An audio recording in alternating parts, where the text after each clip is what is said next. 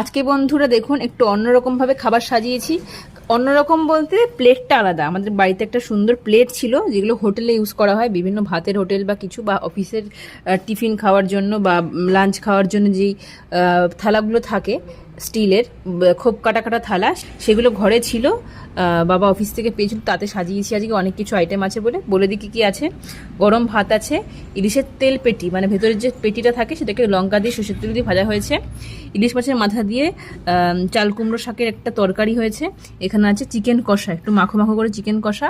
এখানে আছে একটা ইলিশের তেল ঝাল টাইপের, এটা করা হয়েছে হলো কালো জিরে ফোড়ন দিয়ে, কাঁচা সর্ষের তেল দিয়ে একদম ঢেকে ঢেকে করা হয়, এটাকে আমরা ইলিশ মাছের জাল বলি। আর এখানে ইলিশ মাছের মাথা দিয়ে চাল কুমড়োর ঘন্ট। এখানে আছে হলো পটল ভাজা আর নোটে শাক ভাজা আর লঙ্কা। এই হচ্ছে দুপুরে যে সুন্দর একটা থালি। আর মায়ের হাতের বানানো চাটনিও রয়েছে, আমের চাটনি। তো কেমন লাগলো যে থালি সাজানোটা অবশ্যই কমেন্ট করে জানাবেন। আর এই প্লেটের